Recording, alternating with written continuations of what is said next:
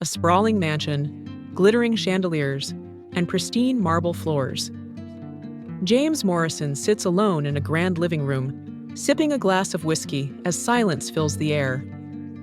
The sound of a ticking clock echoes through the vast space. James Morrison had everything money could buy, or so it seemed. At 40, he was a self-made billionaire. His name was in the headlines, his business empire spanned continents, and his mansion resembled a five-star hotel more than a home. But amidst all this grandeur, James felt hollow. He had built his empire from scratch, starting as a young man with nothing but ambition and a dream. Yet, the success he had chased for decades now felt like a gilded cage. Every evening, he found himself sitting in the same spot, staring at the same walls, wondering why none of it brought him peace. His days were filled with meetings, deals, and decisions that moved millions of dollars. But his nights were empty. He hadn't laughed in years. He hadn't cried either. His emotions had become as sterile as the mansion he called home. James picks up his phone, scrolling through social media, seeing images of families, friends, and laughter. One evening, as he aimlessly scrolled through his phone, a notification popped up. It was an email from Alex, an old college friend James hadn't spoken to in years. Alex's words were simple, yet intriguing. "Hey James, long time no see. I've moved back to my hometown, started a simpler life. If you're ever tired of the city chaos, come visit. It might do you some good." James stared at the email for a long time. He didn't reply immediately, but the words lingered in his mind. That night, as he lay in his enormous bed, staring at the ceiling, he thought about Alex's message. "Simpler life," he muttered to himself. The idea seemed almost alien. The next morning, James made an impulsive decision. He packed a small bag, canceled his meetings, and set off for Alex's hometown. It was a 4-hour drive, but for James, it felt like a journey to another world. As the city disappeared in his rearview mirror, James noticed how different the air felt. The roads became narrower, flanked by green pastures and small cottages. Children played by the roadside, waving at passing cars, their faces lit with joy. James couldn't help but smile back, a rare occurrence. He pulls over at a small roadside cafe for coffee. The place is rustic, with wooden benches and a warm, welcoming vibe. At the cafe, James saw something he hadn't seen in years. People talking to each other, laughing, and sharing stories. No one was glued to their phones. He sipped his coffee, watching the scene unfold, feeling an unfamiliar sense of calm. A farmer walks by with a cart full of vegetables, greeting everyone cheerfully. James watches, fascinated. James realized he had entered a world where time seemed to move slower, where people valued moments over money. It was unsettling and refreshing at the same time. As James resumes his journey, the roads become rougher and GPS loses signal. He pulls out an old-fashioned map Alex had sent him. For a man who thrived on technology, navigating with a paper map felt oddly liberating.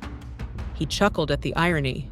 Here he was, a billionaire, struggling with something as simple as finding his way.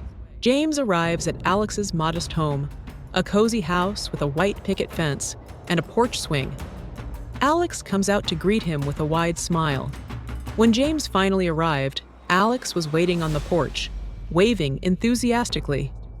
His home was the picture of simplicity: a small garden, a creaky swing, and a dog wagging its tail.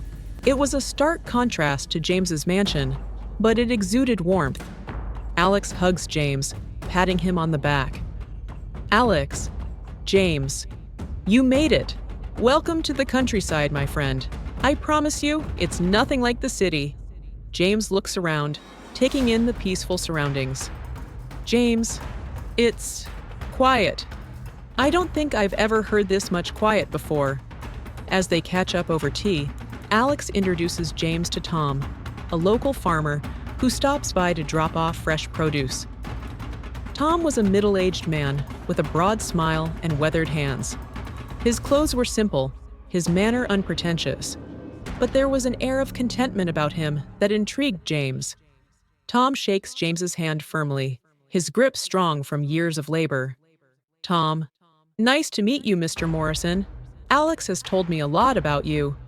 James, all good things, I hope. Tom, mostly, he chuckles. Tom sits down to join them for tea, sharing stories about his life on the farm. He talks about waking up with the sun, tending to his crops, and spending evenings with his family. James listened, intrigued. Tom's life sounded nothing like his own. There were no boardrooms, no power lunches, no jet-setting across continents. And yet, Tom seemed happy. Tom notices James's curiosity. Tom, you look like you have questions, Mr. Morrison. James, I guess I do. You seem so content. Don't you ever feel like you're missing out on something? Tom smiles knowingly. Tom, not at all. But maybe you are. Why don't you come by my farm tomorrow? I'll show you what I mean. James hesitated. Spending a day on a farm wasn't something he ever imagined doing. But there was something about Tom, his confidence, his calmness, that made James curious. For the first time in years, he felt a spark of excitement. The next morning, James arrived at Tom's farm. It was nothing like his sterile mansion. Chickens clucked, a dog wagged its tail, and the air smelled of fresh grass and earth. Tom hands James a shovel and teaches him how to plant seeds. James struggled at first, his designer shoes sinking into the mud. But as the hours passed, he felt something he hadn't felt in years, a sense of accomplishment. Tom's children joined them, their laughter filling the air. That evening, as James sat down to a simple meal with Tom's family, he realized he hadn't checked his phone all day. He didn't need to. James arrived at the farm feeling out of place in his designer jeans and polished boots. The earthy scent of soil, the distant mooing of cows, and the chirping of birds created a symphony he had never experienced before. Tom looks up, smiling warmly. Tom, good morning, Mr. Morrison. You're just in time to get your hands dirty. James chuckles nervously, glancing at the tools and piles of fresh produce. James, I don't think I've ever held a shovel in my life. Tom, don't worry, the earth doesn't care who you are. It'll teach you if you're willing to learn. Tom handed James a pair of gloves and guided him to a row of tomato plants. James hesitated, unsure of what to do. Tom, just feel the soil. It's alive, you know. It'll tell you when it's ready to give. James kneels, his hands sinking into the cool earth. He pulls his first tomato, its vibrant red skin glistening in the sunlight. As the hours passed, James began to lose himself in the rhythm of farm life. He planted seeds, watered crops, and even milked a cow, an experience that left him both amused and humbled. At lunchtime, Tom's family joins them under a large oak tree. The table is set with simple yet hearty dishes, fresh bread, cheese, and vegetables picked that morning. James looked around at Tom's family, his wife, 2 young children, and even the family dog, all laughing and sharing stories. It was a stark contrast to James's usual solitary meals in his vast dining room. Tom's wife, thank you for helping out today, Mr. Morrison. Tom says you're a natural. James, well, I wouldn't go that far, but it's fulfilling in a way I didn't expect.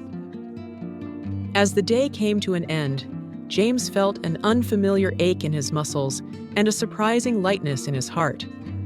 The farm had shown him a different kind of wealth, one measured not in dollars, but in connection, purpose, and peace. After a day at the farm, James found himself reflecting on his life. As he sipped a glass of lemonade, Alex brought out an old photo album. Alex flips through the pages, showing pictures of their college days. Do you remember this? The time we pulled that all-nighter for the business plan competition? James smiles faintly, pointing at a younger version of himself, brimming with energy and dreams. Back then, everything felt possible. We weren't chasing money or power. We just wanted to build something meaningful. Alex, what happened to that guy James, the one who wanted to change the world? James stared at the photo, the weight of Alex's words sinking in. he realized how far he had drifted from his original dream. Flashbacks show James as a young entrepreneur, sketching ideas late into the night, excitedly pitching to investors, and celebrating small wins with his team. James, I guess I got caught up in the race. Somewhere along the way, I forgot why I started running. That night, James lay awake, his mind swirling with memories and regrets. For the first time in years, he allowed himself to feel vulnerable, to question his choices, and to wonder if it wasn't too late to change. The peaceful countryside transformed as the storm rolled in. Thunder roared, and rain poured down in torrents. James found himself in the middle of the chaos, helping Tom secure the animals and cover the crops. James struggles with the rain, slipping in the mud but pushing forward. He helps Tom lead frightened horses into the barn. Tom, careful, James. Hold the rope tight. These storms can spook them. James felt a surge of adrenaline as he worked side by side with Tom. The fear, the urgency, and the camaraderie were unlike anything he had experienced in his boardrooms. The storm worsens, and a large branch falls near the barn, narrowly missing James. Tom, that was close. You all right? James, yeah, but remind me to never complain about city rain again. As the storm subsided, James and Tom stood in the barn, drenched and exhausted. But amidst the chaos, James felt a sense of accomplishment. James, that was intense. But I get it now. This is what it means to really work for something. Tom, it's not just work, James. It's life. The storms remind us what really matters. James wandered through the fields, his mind clearer than it had been in years. The sights and sounds of the countryside felt alive, almost magical. He stops by a small stream, watching the water flow over smooth stones. For the first time, James noticed the beauty and simplicity, the way the water sparkled in the sunlight, the sound of leaves rustling in the breeze, the warmth of the sun on his face. James sits by the stream, reflecting on his life. James thinking, all these years, I've been chasing something I thought would make me happy. But maybe happiness isn't something you chase. Maybe it's something you find when you stop running. He takes out his phone and types a message to his assistant. James, cancel my meetings for the next week. I'm extending my stay here. James knew he couldn't change his life overnight, but he also knew he didn't want to go back to the way things were. The countryside had awakened something in him, a longing for authenticity, connection, and purpose. A year later, James returned to the farm. He was no longer the man who had arrived there. His eyes were brighter, his smile genuine. Tom greets him with a knowing grin. So, you found your wealth? James, yeah, and it wasn't in my bank account. This is the story of James Morrison, a man who had everything but found true wealth in the simple life. Sometimes, the greatest riches are the ones money can't buy. If this story moved you, share it with someone who needs to hear it. Remember, happiness isn't about what you have. It's about how you live. Subscribe for more stories that touch your heart.